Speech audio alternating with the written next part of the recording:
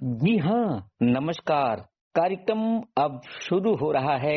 आज का मेहमान और दिन है शुक्रवार। इस समय हम बोल रहे हैं गीत संगीत और मनोरंजन ग्रुप के स्टूडियो से। जी हाँ भाइयों और बहनों, आज हमारे बीच आज के मेहमान में बहुत ही प्रकांड विद्वान अच्छे शख्सियत हैं। जी हाँ, नमस्कार, आदाब, सत श्री अकाल। आपका होस्ट और दोस्त संतोष कुमार द्विवेदी लेकर के आ गया है कार्यक्रम आज का मेहमान। तो लीजिए, हम आज के मेहमान जो हमारे हैं उनसे हम आपको परिचय करवाते हैं। जी हाँ, आज के मेहमान में हमारे जो मेहमान हैं उनका नाम है श्रीमान कांतिलाल बरलोटा जी। तो श्रीमान कांतिलाल बरलोटा जी, आपका गीत संगीत मनोरंजन ग्रुप के स्टूडियो में स्वागत, वंदन एवं अभिनंदन है। दोस्तों नमस्कार। मैं हूं आपका अपना दोस्त जादूगर केलाल उर्फ कांतिलाल, और आप तो मुझे सुनते ही रहते हैं गीत संगीत मनोरंजन इस समूह में और इसके अलावा और भी अन्य बहुत सारे ग्रुपों में। बहुत बहुत धन्यवाद संतोष जी, आपने मुझे स्टूडियो में आमंत्रित किया। बहुत बहुत धन्यवाद, आपने हमें टाइम दिया है। तो लीजिए, आइए हम सबसे पहले इनकी पारिवारिक पृष्ठभूमि के बारे में चंद प्रश्न पूछते हैं। जी हाँ, तो सर, आप हमें ये बताइए कि आपका प्रारंभिक जीवन कैसा था? जी, मेरा जन्म हुआ था 5 अप्रैल 1964 को एक समृद्ध परिवार में। और हम लोग जो है अ, 4 भाई और 3 बहन और हमारे माता पिता, बस ये है। तो जी सर, आप क्या जन्म से ही दृष्टिबाधित थे या बाद में हुए? जी, मेरे अंदर 2 डिसेबिलिटी है, 2 विकलांगता, जी या आप कह सकते हैं 2 दिव्यांगता, है जी ना। जी पैरों से भी मैं दिव्यांग हूँ और बचपन से ही आंखों से भी मुझे प्रॉब्लम है। जी। तो दो विकलांगता होते हुए भी आपने यहाँ तक सफर किया, इसके लिए आपको तहे दिल से शुक्रिया, धन्यवाद करता हूँ, आपके जज्बे को सलाम करता हूँ। तो सर, ये बताइए कि आप को लेकर के आपके परिवार वालों का क्या रुझान रहा है? मतलब आपके परिवार वाले किस तरह आपसे पेश आते थे, इसके बारे में कुछ बताइए। ये बहुत सौभाग्य की बात है कि मेरे परिवार वाले ने हमारे परिवार वालों ने, आप कह सकते हो, उनको जब मेरा मेरा जन्म हुआ तो उनको खुशी तो बहुत हुई, लेकिन जब उन्होंने देखा कि पैरों से भी दिव्यांग है और आंख भी नहीं है इनकी, तो पहले तो सब लोग चिंता में पड़ गए कि क्या हुआ, कैसे करेंगे, कैसे क्या होगा। फिर बाद में हमारे सब दादी दादा और परिवार वालों ने कहा कि नहीं नहीं, चलो कोई बात नहीं, जो भी है भगवान का वरदान है और हम इसका पालन पोषण बहुत अच्छे से करेंगे, और उन्होंने वैसा किया भी। धन्यवाद सर। अब हम आपसे ये जानना चाहते हैं कि आपका जन्म कब और कहाँ पर हुआ? मेरा जन्म तो रायपुर में ही हुआ, जैसा कि मैंने पूर्व में ही बताया, 5 अप्रैल 1964 को ही हमारे घर में ही हुआ था। जी। तो आप जन्म के समय से लेकर के जब विद्यालय नहीं गए थे, उस बीच की कुछ यादें और बातें आपकी हो जो हमें आप साझा करना चाहते हैं हमारे श्रोताओं को? जी हाँ, क्योंकि मैं ना बचपन से ही बहुत प्रतिभावान था।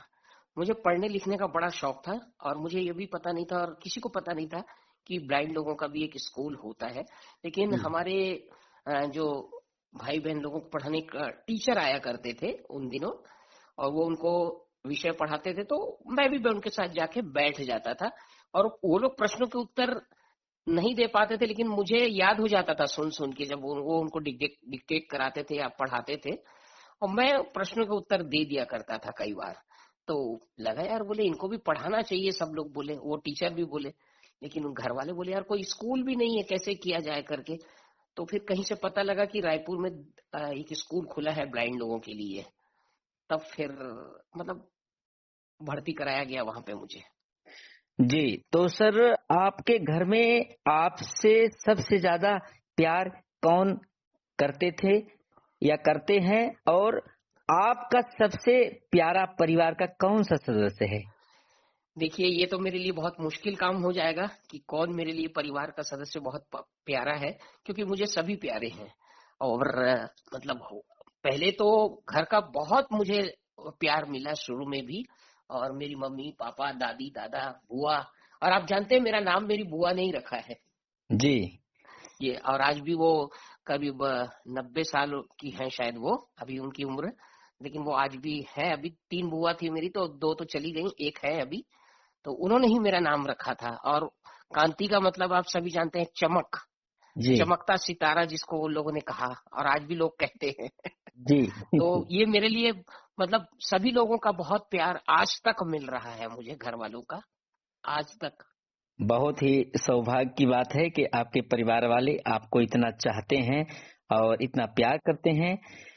और अपने परिवार वालों को मतलब आपके पापा मम्मी या भाई जो है क्या करते हैं?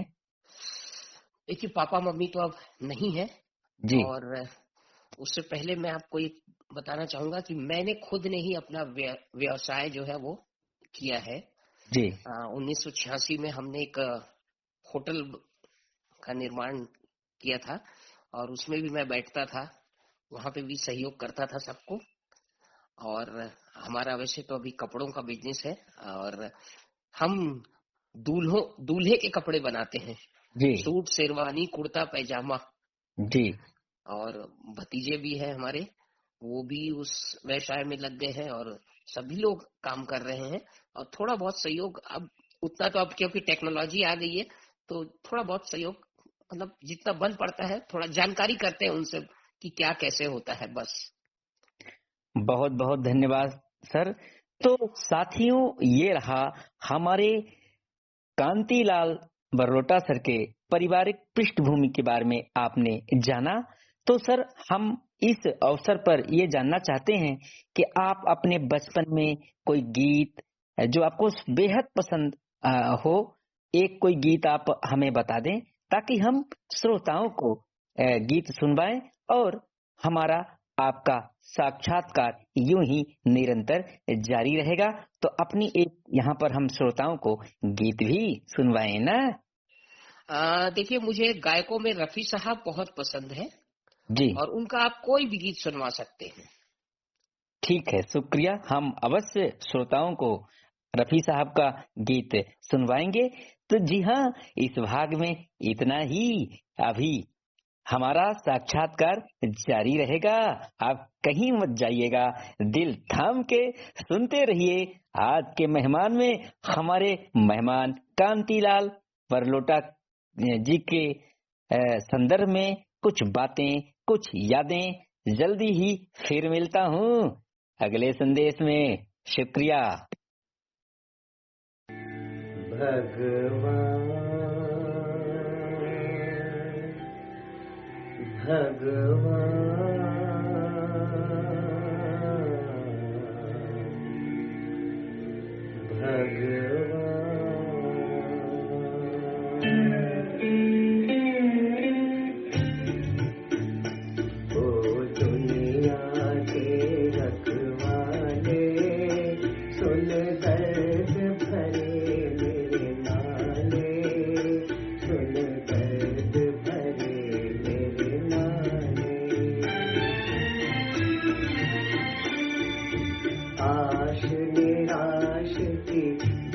रंगों से दुनिया तूने सजाई, नैया संग तूफान बनाया, मिलन के साथ जुदाई, जा देख लिया हर जाई, ओ लुट गई मेरे प्यार की नगरी, अब तो नीर बहाले, अब तो नीर बहाले,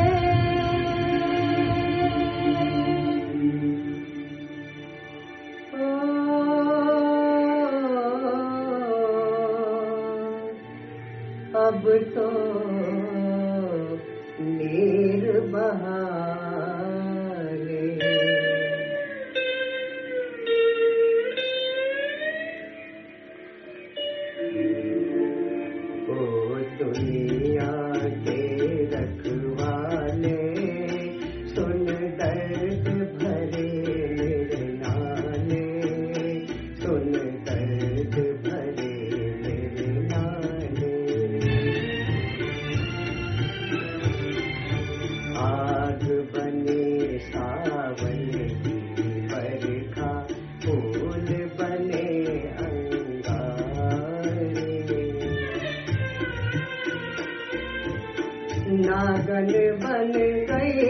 रात सुहानी, पत्थर बन गए तारे, सब टूट चुके हैं सहारे।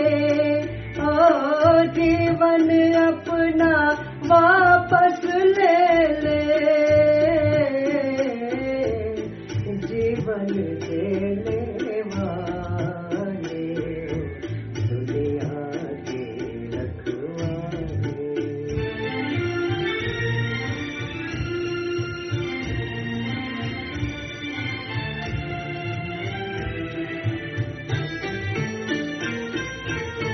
चांद को ढूंढे पागल सूरज, शाम को ढूंढे सवेरा,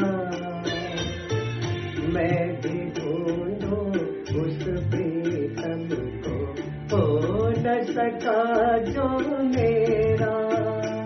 भगवान भला हो तेरा, ओ किस्मत फूटी आस न टूटी, पाँव में पड़ गए छाले, हो दुनिया के रखवाले।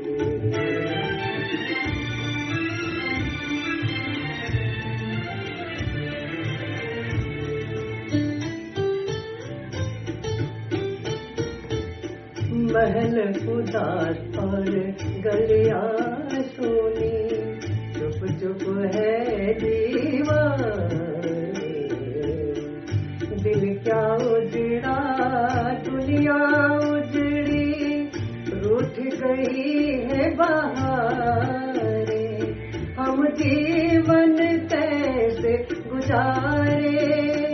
ओ मंदिर गिरता फिर बन जाता,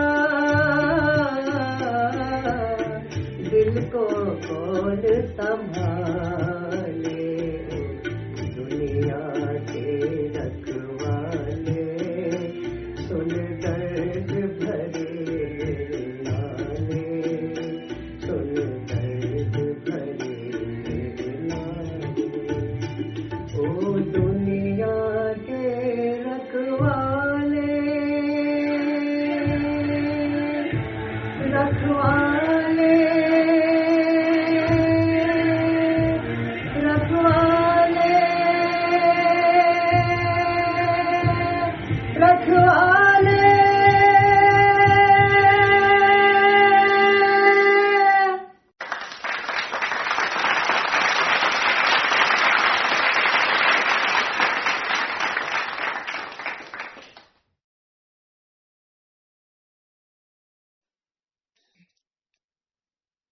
जी हाँ साथियों, ऐसी बाणी बोलिए मन का आपा खोए, औरन को शीतल करे आपो शीतल होय।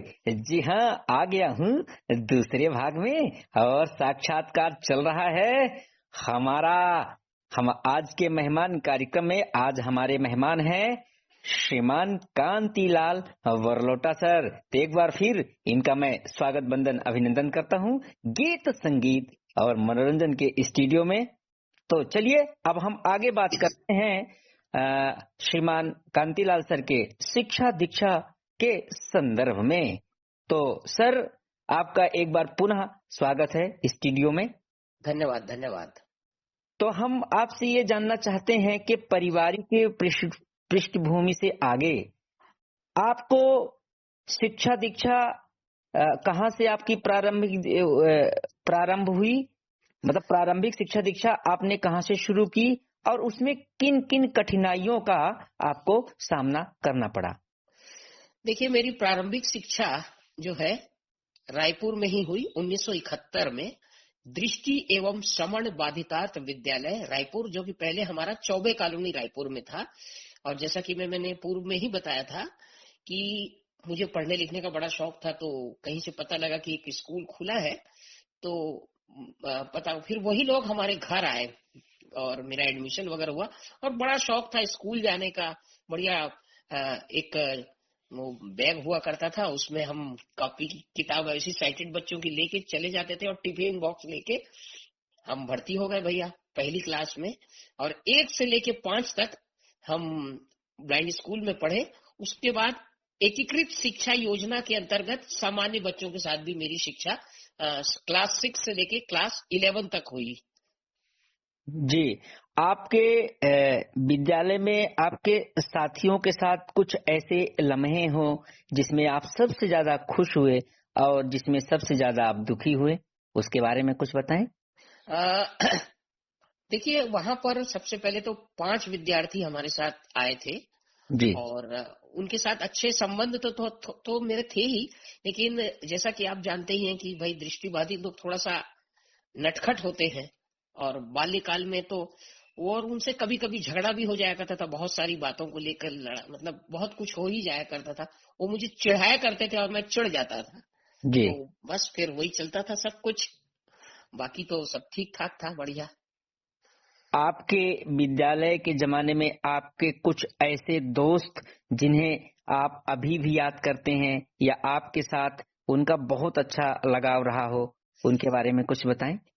एक हमारे मित्र है, एम गुरुनाथ उनका नाम है, और उनकी धर्मपत्नी उमा रानी। जी वो जब स्कूल में पढ़ने आई तो उमा रानी से पहले अच्छी दोस्ती रही हमारी, और उनके साथ बड़ा अच्छा संबंध रहता था, बढ़िया। कोई भी हर चीज को हमसे साझा करती थी वो, और आज भी करती हैं। और फिर जब उन दोनों का मतलब अफेयर चला, तो उन्होंने सबसे पहले मुझे ही बताया, और उनकी शादी करवाने में थोड़ा बहुत योगदान हमारा भी रहा है। जी, तो शुक्रिया सर। अब हम ये जानना चाहेंगे कि आपके विद्यालय में आपके सबसे पसंदीदा अध्यापक कौन थे और आपको क्यों पसंद थे।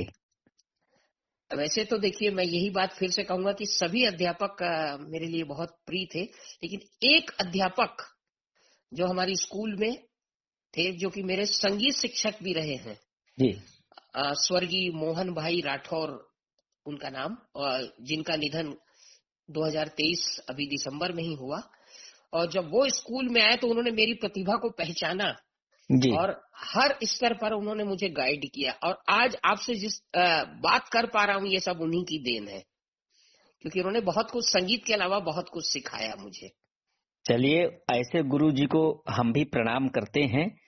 और अब हम आपसे ये जानना चाहेंगे कि विद्यालयीन कालीन मतलब अवस्था में जब आप विद्यालय में थे, पढ़ रहे थे, तो आप हमें बताएं कि ऐसे कौन से लम्हे थे जिसमें आप बहुत प्रसन्न हुए और ऐसे कौन से लम्हे थे जिसमें आप काफी निराश हुए।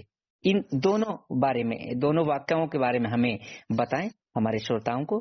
सबसे पहले तो मैं आपको बताऊं, मेरा जो खुश तो तब हुआ जब मेरा 5वीं की परीक्षा में बोर्ड 5th क्लास में मेरा 79% आया, और पेपर में जब अखबार में मेरा नाम आया कि भाई इनको 79% अंक मिले हैं, तब बहुत खुश हुआ। और दुखी की बात अगर आप कहें तो जब मैं एकीकृत शिक्षा योजना के अंतर्गत स्कूल में पढ़ने गया था मैं, तो उस वक्त क्या, जैसे कि मेरे अंदर 2 डिसेबिलिटी है, तो पैरों में चलने में दिक्कत होती थी, और बरसात के दिनों में जब स्कूल जाने में बड़ी दिक्कत होती थी कि कैसे क्या होगा, आना जाना कैसे करूंगा, क्योंकि कुछ भी नहीं था, और वहां पे पूरा कीचड़ वगैरह हो जाया करता था स्कूल में। जब एक क्लास में जाने के लिए तो बड़ी दिक्कत होती थी, लेकिन फिर भी एन के एन प्रकार बड़ा दुख तो होता था। बाद में फिर कुछ उसका इंतजाम भी किया गया, तो बहुत दुखी होता था। कई बार तो स्कूल ही नहीं जाता था बरसात के दिनों में, तो ये सब भी हुई है। बहुत बहुत धन्यवाद सर।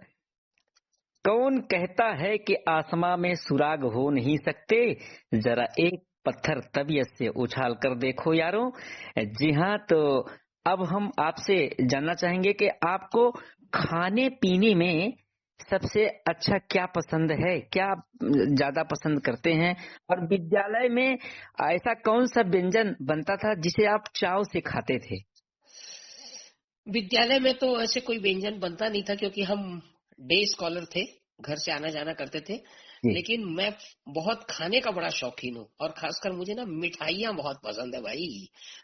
मुझे ना सबसे मतलब वैसे तो बहुत सारी मिठाइयाँ पसंद है, लेकिन जैसे कि अभी ठंड का सीजन चल रहा है, तो मुझे गाजर का हलवा बहुत पसंद है। जहां मिल जाए मैं तो टूट पड़ता हूँ गाजर के हलवे पर। और वैसे तो रसगुल्ला हुआ, गुलाब जामुन हुआ, और मतलब छेने से बनी मिठाई और खोए से बनी मिठाई मुझे बहुत पसंद है। जी हाँ, अवश्य। जब भी हमारी आपसे और आगे मुलाकातें होंगी तो हम आपको ये मिठाइयाँ जरूर खिलाएंगे।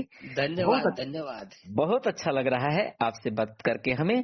तो चलिए अब आप इस मौके पर अपने श्रोताओं को और कौन सा गीत सुनवाना चाहेंगे? मैं जो है अब अपने श्रोताओं को एक बढ़िया कोई गजल सुनवा दीजिए। जी हाँ, किसकी गजल आपको सुनना है? एक गजल है, दीवारों से मिलकर रोना अच्छा लगता है। अच्छा अच्छा, अवश्य हम जो है आपकी पसंद के गीत श्रोताओं को सुनवाएंगे। और आप इसी तरीके से हमारे साथ बने रहें। और साथियों, अभी कहीं मत जाइएगा, दिल थाम कर सुनते रहिएगा। आज के मेहमान में हमारे साथ बने हुए हैं श्रीमान कांतिलाल बरलोटा जी। तो अभी मैं फिर मिलता हूँ एक ब्रेक के बाद। शुक्रिया। नमस्कार, मैं एच एस ठाकुर आपके समक्ष एक गजल गाने जा रहा हूं जिसका मतलब है दीवारों से मिलकर।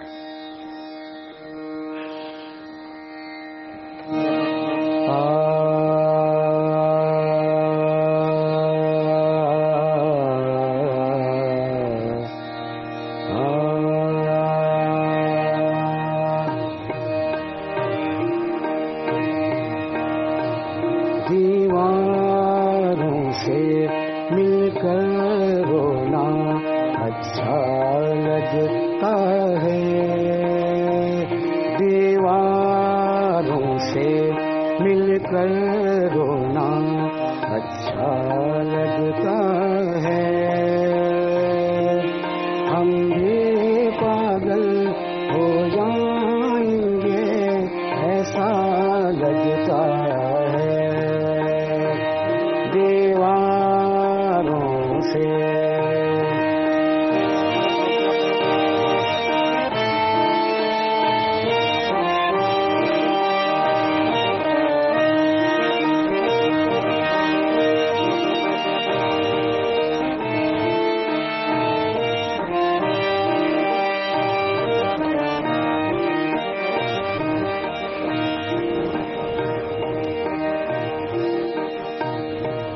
दुनिया भर की यादें हमसे मिलने आती हैं, दुनिया भर की यादें हमसे मिलने आती हैं। शाम ढले इस सूने घर में मेला लगता है, शाम ढले इस सूने घर में मेला लगता है। हम भी पागल हो जाएंगे ऐसा लगता है, दीवारों से।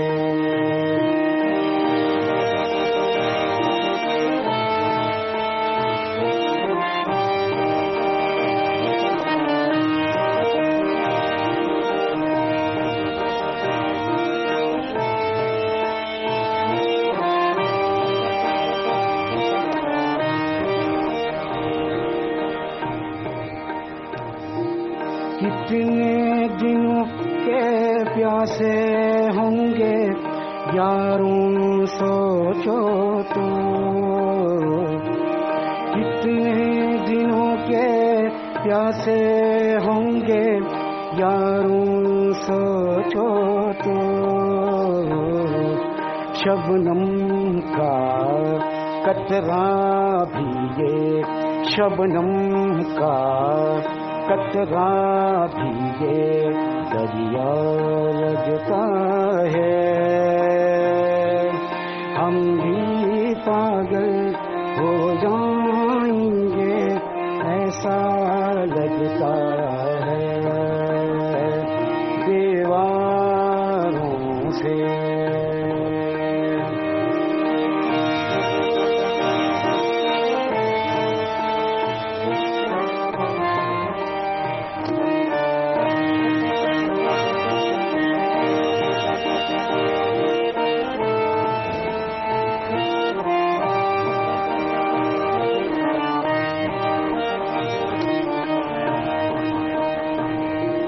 किसको कैसा पत्थर मारो कौन पराया है, किसको कैसा पत्थर मारो कौन पराया है, किसको कैसे पत्थर मारो कौन पराया है। शीश महल में एक एक चेहरा, शीश महल में एक एक चेहरा अपना लगता है। हम भी पागल हो जाएंगे ऐसा लगता है। दीवारों से मिलकर रोना अच्छा लगता है। हम भी पागल हो जाएंगे ऐसा लगता है। दीवारों से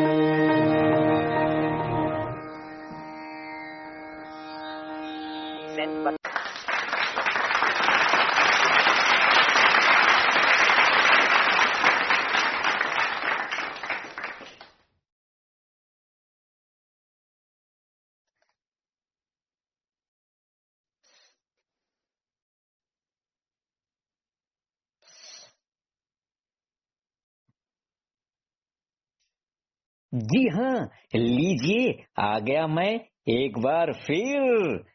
जी हाँ, तो कहते हैं कि कर्म तेरे अच्छे हैं तो किस्मत तेरी दासी है, और दिल तेरा साफ है तो घर में गंगा काशी है। आइए अब हम आज के मेहमान में, जैसा कि आप सभी को पता है कि आज हमारे साथ में हैं श्रीमान कांतिलाल वरलोटा सर। तो एक बार फिर मैं गीत संगीत और मनोरंजन ग्रुप के स्टूडियो में आपका सर बहुत बहुत स्वागत और अभिनंदन करता हूं। बहुत बहुत धन्यवाद सर, बहुत बहुत धन्यवाद आपका। तो सर, हम अब आपसे ये जानना चाहेंगे कि आपके जीवन में हुई उपलब्धियों के संदर्भ में, तो आप हमें ये बताइए कि अब तक आपने अपने जीवन में कौन कौन सी उपलब्धि हासिल की है और उन उपलब्धियों को हासिल करने में किन किन कठिनाइयों का सामना करना पड़ा है। वैसे तो उपलब्धियां मेरी बहुत हुई है, और मैंने जैसा कि संगीत में मैंने एमए किया है, मास्टर है मेरा, तो शास्त्रीय संगीत में ही है। और क्योंकि मुझे संगीत से बचपन से ही लगाव रहा है, तो सबसे पहले तो मैं दुर्गा महाविद्यालय में जब हाई स्कूल तक तो मेरा संगीत था ही नहीं, समझ लीजिए। लेकिन कॉलेज में जाने के बाद मैं जो है बीए में पहले तो 3 साल में संगीत वहां सीखा। फिर यहाँ पर कमला देवी संगीत महाविद्यालय है रायपुर में, जो कि इंदिरा कला संगीत विश्वविद्यालय खैरागढ़ से एफिलेटेड है, एशिया का दूसरा नंबर का विश्वविद्यालय है। वहां से फिर मैंने लगातार 11-12 साल पढ़ाई की, और उसके बाद फिर मैंने वहां पर मास्टर किया, और मैं गोल्ड मेडलिस्ट हूँ वहां का। और बहुत सारी उपलब्धियां वहां से मुझे प्राप्त हुई। उसके बाद छत्तीसगढ़ शासन द्वारा जो है संस्कृति कला विभाग के द्वारा मुझे बहुत सारे कार्यक्रम मिले, बहुत सारे प्राइज भी मिले। और मैं स्कूल टाइम में हालांकि संगीत गुरुजी पढ़ाते तो थे, तो लेकिन प्रतियोगिताओं में भाग लेता था, और कई बार द्वितीय स्थान, कई बार ऐसा ही स्थान मुझे प्राप्त हुआ। और जहां तक आपने कहा कठिनाइयां तो खैर अब ऐसा है कि प्रोग्रामों में जब जाते थे, राज्य उत्सव के प्रोग्राम में, तो कई बार ऐसा होता था कि लोग ये कहते थे कि भाई विकलांगों को तो घर में रहना चाहिए, क्यों इतने प्रोग्रामों में आ जाते हैं। तो फिर हम कहते थे क्यों भाई, हम लोग इंसान नहीं है क्या, हम लोग भी काम कर सकते हैं। और ये कठिनाइयां थोड़ी बहुत आई, ज्यादा तो खैर नहीं आई, लेकिन बस ठीक है, ऐसा ही है। हाँ, कोई बात नहीं। आप इतनी कठिनाइयों को झेलते हुए और डबल विकलांगता होते हुए भी, दिव्यांगता होते हुए भी आप जो मुकाम हासिल किए हैं वो सच में बहुत काबिले तारीफ ही है। अभी तक हमने सिर्फ हेलन केलर का नाम सुना था और आप एक मिसाल हैं आज के लोगों के लिए। आपके जज्बे को एक बार फिर मैं सलाम करता हूं और मैं अब ये जानना चाहूंगा कि जो है आप जैसे उपलब्धियां तो हासिल कर ही लिए हैं, लेकिन कौन कौन से कंपटीशनों में भाग लिए, और आप ये बताइए कि सबसे अच्छा आपको किस कंपटीशन में भाग लेकर के बहुत अच्छा लगा। उससे पहले मैं आपको बताऊं जी कि मैं संगीत के अलावा जी मैं मिमिक्री आर्टिस्ट भी हूं और मैं रेडियो आरजे की ट्रेनिंग भी थोड़ी बहुत ली है, और मैं विद्यार्थियों को आरजे कैसे बने वो भी सिखाने का प्रयास आजकल करता हूं। तो और जहां तक आपने कहा कंपटीशन की बात, तो एक बार की बात है, जी शास्त्रीय संगीत की एक प्रतियोगिता हुई थी जब मैं काफी छोटा था, स्कूल में पढ़ता था। वो जी गुरुजी, जैसा कि मैंने बताया, मोहन भाई राठौर हमारे, जी तो वो एक कंपटीशन हुआ था यहाँ पर, और उसमें कहे भाई आपको गाना है, राग गाना है भोपाली। जी और मैंने कहा, पहले तो मैं गुरुजी को बोला सर पता नहीं मेरा ठीक ठाक होगा कि नहीं, तो बोले नहीं क्यों नहीं होगा, बिल्कुल होगा बोले। तो मैंने कहा ठीक है भाई देखते हैं करके, तो गुरुजी हमको जबरदस्ती बोले तुम भाग लो करके। तो यहाँ पर मैं चला गया भाई भाग लेने, और वहां पर उस वक्त जो है फर्स्ट प्राइज जो है वो 500 रुपए था। जी उस जमाने का 500 रुपए बताइए। जी और मैंने बोला ठीक है भाई, अब गाया भैया मस्त भोपाली राग, गुरुजी हमारे थे हारमोनियम पे, जी और वहां पे गाया। अब मैंने उम्मीद छोड़ दिया था कि मेरा कोई नंबर लगेगा। मैं जी बोला चलो जैसे तैसे गा दिया, और भोपाली राग वैसे भी मुझे बहुत पसंद है, तो मैंने गा दिया अपना जो भी था, और परफॉर्मेंस अच्छी हुई। फिर मैंने कहा कि भाई अब रिजल्ट क्या आना है, हमारा तो नंबर नहीं लगना है, हमने ये सोचा। हाँ, लेकिन गुरुजी बोले नहीं नहीं तुम बैठे रहो, अभी पूरा प्रोग्राम सुन के जाएंगे हम। तो 3-4 घंटे का वहां पे कंपटीशन था, साइटेड भी आए थे, ब्लाइंड भी आए थे, मतलब काफी लोग थे। तो बाद में जब परिणाम आने का जब समय आया, तो भाई देखे देखे तो पता चला मेरा तीसरा स्थान आ गया। अच्छा हालांकि 500 रुपए का फर्स्ट प्राइज था, लेकिन तीसरा स्थान जो था वो जी 300 रुपए का था। जी उस हाँ समय के हाँ, उस 300 समय के रुपए था 300 रुपए फर्स्ट। और हाँ आपके 30,000 रुपए के बराबर हैं। बराबर था। जी तीसरा स्थान जो आया वो नहीं, हाँ फर्स्ट प्राइज 500 था, और पता नहीं मेरे को 300 रुपए मिले थे वहां पे। सेकंड अच्छा प्राइज शायद 300 था, तो शायद सेकंड ही होगा मेरा, मेरे ख्याल से याद नहीं आ रहा है अभी मुझे। जी सेकंड ही प्राइज था मेरा, हाँ बिल्कुल। तो 300 रुपए मुझे मिले थे वहां से उस वक्त।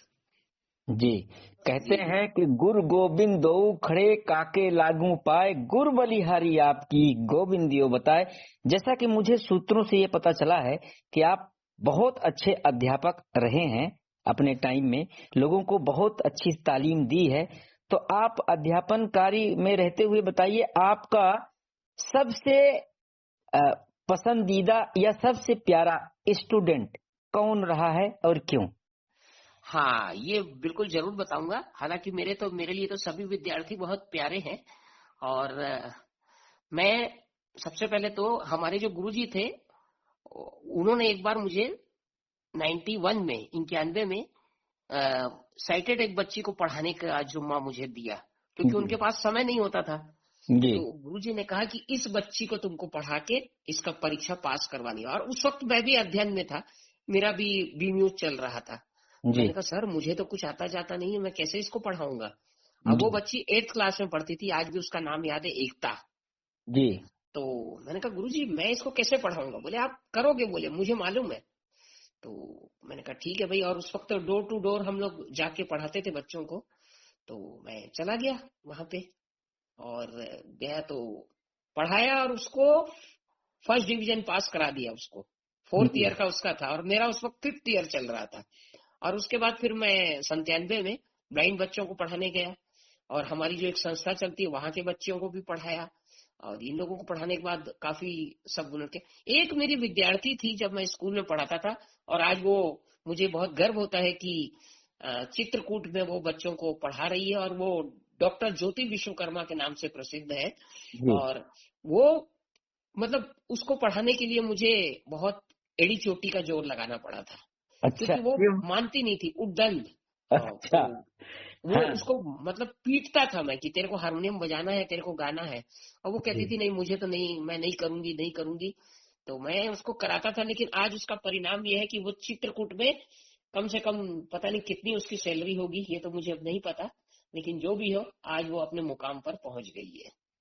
ये बहुत ही फक्र की बात है एक अध्यापक के लिए कि उसका पढ़ाया हुआ कोई भी विद्यार्थी जब ऊंचे मुकाम तक पहुंचता है तो सीना चौड़ा हो जाता है।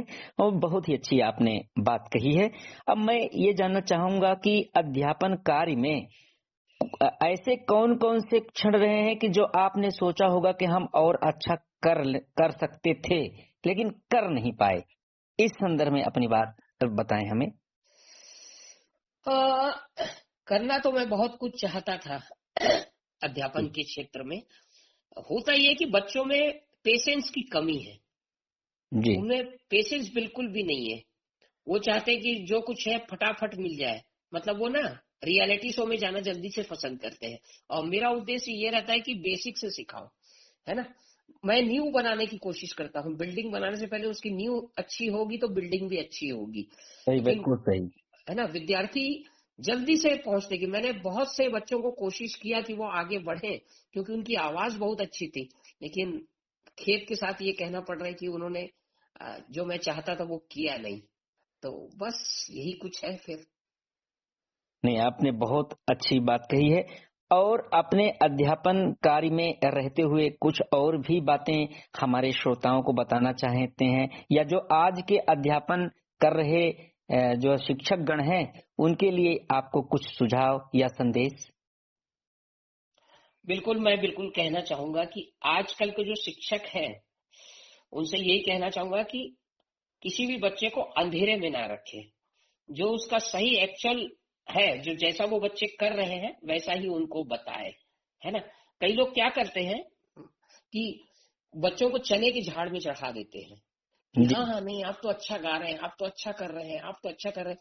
उनको ये नहीं पता कि उनका सुर कितना बेसुरा जा रहा है, कितना क्या जा रहा है। मैं इस मामले में बड़ा मतलब क्या कहना चाहिए, स्पष्टवादी हूँ।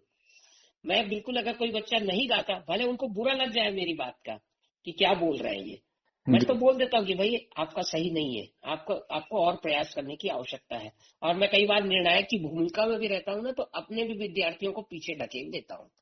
नहीं भैया, नहीं हुआ है तो नहीं हुआ है। तो जी। ये मेरा थोड़ा सा रहता है, और मैं न्यू बनाने की कोशिश करता हूँ, बस यही है। और आप आजकल के शिक्षकों से यही कहना चाहूंगा कि भैया बच्चों को अंधेरे में मत रखो, जो एक्चुअल बात है वो बताओ, बस। बहुत बढ़िया आपने चीजें बताई है। आशा है कि हमारे जो श्रोतागण हैं उनमें यदि कोई शिक्षक होंगे तो आपकी बातों का अनुकरण करते हुए अपने परिवार, समुदाय, राज्य एवं राष्ट्र का नाम रोशन करते हुए इस विश्व पटल पर अवश्य नया कीर्तिमान स्थापित करेंगे। तो और भी कोई चीज आपको लगता है कि हमारे श्रोताओं को जो है बताना आवश्यक है। मतलब जीवन मतलब जब से आप धरती पर आए तब से लेके अब तक कोई और चीजें आप बताना चाह रहे हो तो आपका बिल्कुल स्वागत है। बिल्कुल बिल्कुल, मैं बताना चाहूंगा कि सबसे पहले तो हमारे जो दिव्यांग साथी हैं, वो ना, उनको ये, लोग कई बार बोलते हैं ना कि बेचारा, दया के पात्र नहीं बनना है। जी, हमको सामान्य व्यक्तियों के साथ कंधे से कंधा मिलाकर काम करना और है ना, अपनी प्रॉब्लम को खुद को फेस करना आना चाहिए, है ना। किसी के ऊपर निर्भर नहीं रहना चाहिए, आत्मनिर्भर बनना चाहिए, मेरा ऐसा मानना है। कई लोग बोलते हैं ना हम ये नहीं कर पाएंगे, हम ये नहीं कर पाएंगे, लेकिन आप कोशिश तो कर दो, कोशिश करने वालों की कभी हार नहीं होती। तो मैंने यही जीवन में कोशिश की है ना। बनते हद तक मैं 90% काम अपने कर लेता हूँ, जी, है ना। बहुत बहुत बड़ी बात है ना कि आप सब काम अच्छे से कर लेते हैं। और आपने सुना होगा कि हाल ही में गीत, संगीत और मनोरंजन में इस प्रकार के निरंतर कार्यक्रम हो रहे हैं और हमारा ये लक्ष्य है कि हम अपने दृष्टिबाधितों के लिए ये विभिन्न प्रकार के प्रोग्राम या कंपटीशन या प्रतियोगिता करवा करके या उनके चीजों को संग्रहित करके यूट्यूब प्लेटफॉर्म के माध्यम से पूरे दुनिया तक पहुंचाएं। तो आप इस संदर्भ में गीत संगीत में हो रहे प्रोग्राम और जो उसकी प्रतिक्रिया है, जो हम लोगों का एक छोटा सा प्रयास है, इस संदर्भ में आपके क्या विचार हैं? यदि कुछ सुझाव देना चाहते हैं तो आमंत्रित हैं सर। बिल्कुल बिल्कुल। गीत संगीत मनोरंजन, मैंने पिछले 6 वर्षों से बहुत सारे समूह में हूँ, लेकिन ये जो मैंने देख रहा हूँ ना, ये बड़ा अच्छा कार्यक्रम हो रहा है। अभी हाल ही में जो प्रतियोगिता हुई थी, उसमें भी इस जो मुख्य प्रशासक है हमारे परमजीत जी, उनका नाम मैं लेना चाहूंगा, जी उन्होंने जो प्रथम, द्वितीय और तृतीय स्थान को तो पुरस्कार दिया ही दिया, साथ ही उन्होंने ये कहा कि जितने लोग भी यहाँ पर भाग ले रहे हैं सभी को कुछ ना कुछ उन्होंने दिया। तो ये मुझे बहुत अच्छा लगा, और अच्छे अच्छे कार्यक्रम यहाँ पे हो रहे हैं, और मुझे भी अच्छा लग रहा है कार्यक्रमों में भाग लेना। मैंने भी इस बार प्रतियोगिता में भाग लिया था भाई। मैं आमतौर पर लेता नहीं हूँ, लेकिन इस बार लिया था, है ना। बहुत बढ़िया, बहुत तो बढ़िया। आप तो हमारे इस गीत संगीत मनोरंजन के बहुत ही सक्रिय श्रोता, वक्ता और विभिन्न प्रकार के कार्यक्रम में भाग लेते हैं, तो आपका तो बहुत बड़ा योगदान है। तो हम ये चाहते हैं कि जो साथी किसी कारणवश नहीं आ पा रहे हैं या जो संकोच करते हैं, उनके लिए आप कुछ कहना चाहेंगे क्या? उनके लिए तो यही कहना चाहूंगा कि भाई डरना नहीं है, आपको आगे बढ़ना है। कई लोगों को ना स्टेज में जाने का डर लगा रहता है, या बोलने का वो रहता है कि भाई हम नहीं बोल पाएंगे, लेकिन मैं तो ये कहूंगा कि आइए, संकोच मत कीजिए, जैसा बनता है वैसा कीजिए, एक बार नहीं बार बार प्रयास कीजिए तो कुछ ना कुछ बनेगा ही, है ना। तो ये है बस, और क्या। बहुत बहुत धन्यवाद सर। अब मैं चाहूंगा कि अब इस आखिरी पल में, इसमें जो हमारा वक्तव्य आखिरी होने वाला है, तो अब इस समय इस मौके पर श्रोताओं को अपने दिल के करीब का कौन सा गीत सुनवाना चाहेंगे? मैं आप लोगों को अब जो है, हमारे एक कलाकार हैं जिनको कि मैं बहुत पसंद करता हूँ, जी उनका नाम है रविंद्र मिश्रा जी। जी। तो रविंद्र मिश्रा जी की आवाज में कोई भजन बढ़िया सा अगर सुनने को मिल जाए तो सोने पे सुहागा हो जाएगा। अवश्य अवश्य सुनवाएंगे हम, लेकिन चलते चलते आप बोले हम रेडियो जॉकी का काम किए हैं, निमोक्री भी करते हैं, तो यदि आप एक दो आवाजें सुना दें तो कितना बढ़िया रहेगा। जी हाँ, बिल्कुल बिल्कुल, क्यों जी नहीं, आपको हम आवाज सुनाते हैं। हम एक हमारे पसंदीदा एक कलाकार रहे हैं, पुराने जी जमाने के मशहूर कलाकार राजकुमार साहब।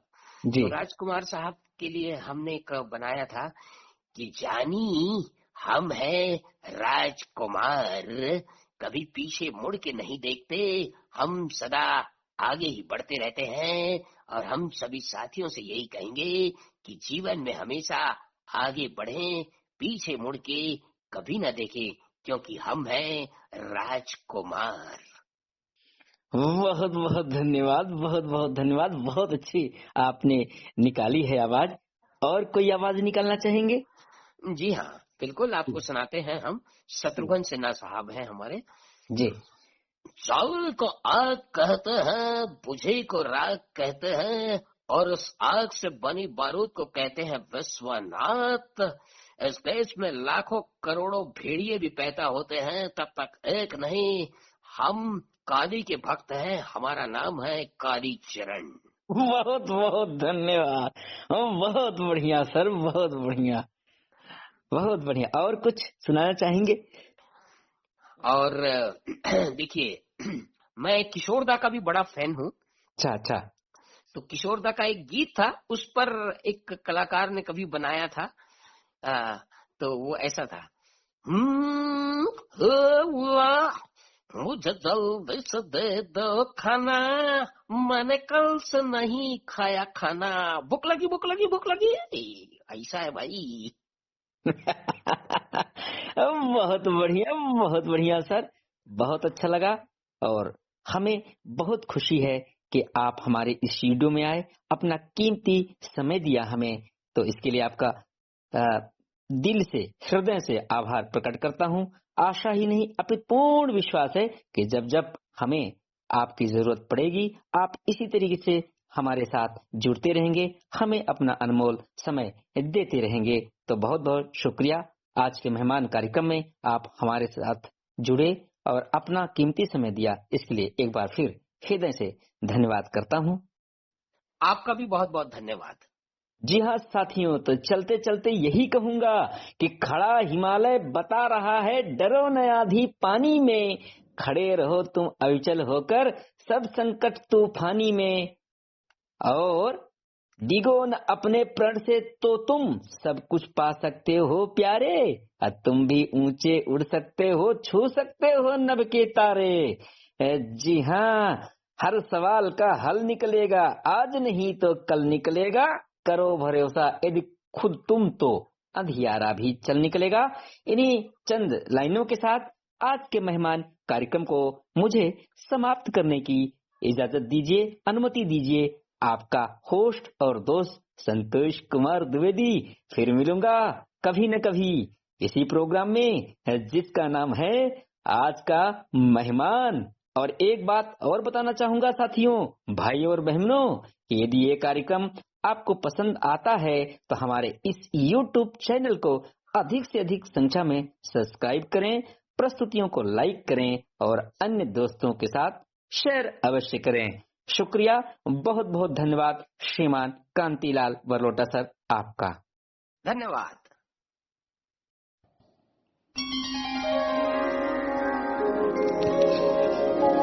मोरे श्याम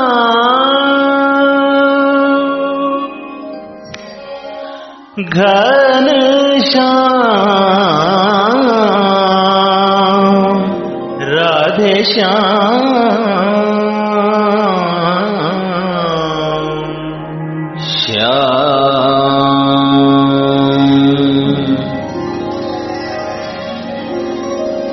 अब राधे रानी दे डारो बंसी मोरे, अब राधे रानी दे डारो बंसी मोरे, जो बंसी मोरे प्राण बसत है, जो बंसी मोरे प्राण बसत है, वो बंसी गई छोरी, अब राधे रानी दे डारो बंसी मोरी।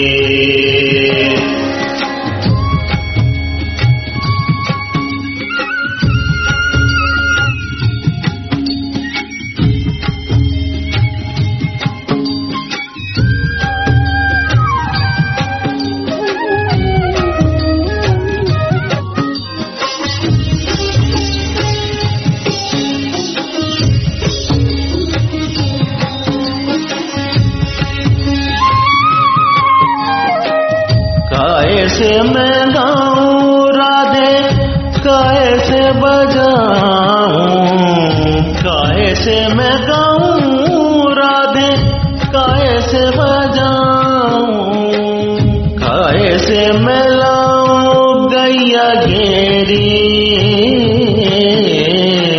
कैसे मैं लाऊं गैया घेरी, अब राधे रानी दे डारो बंसी मोरी, अब राधे रानी दे डारो बंसी मोरी।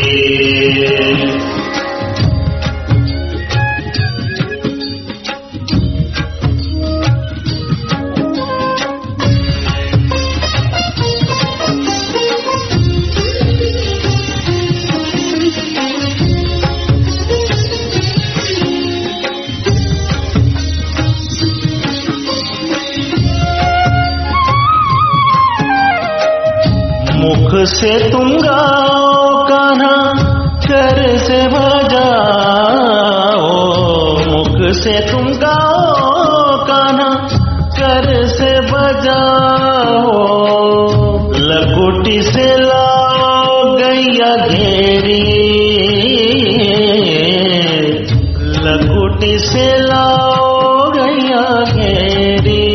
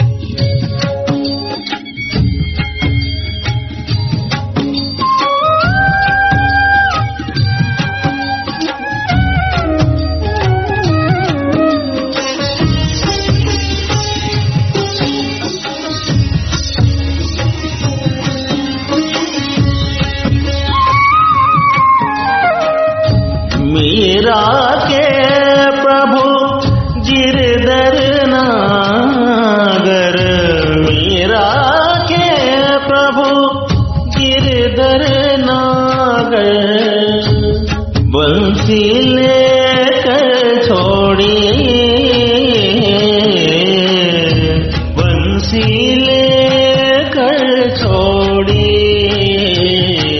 अब राधे रानी दे डारो बंसी मोरी।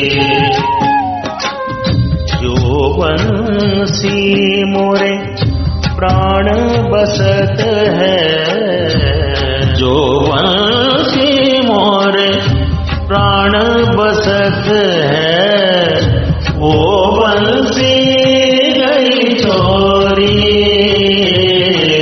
अब राधे रानी दे डारो बंसी मोरी।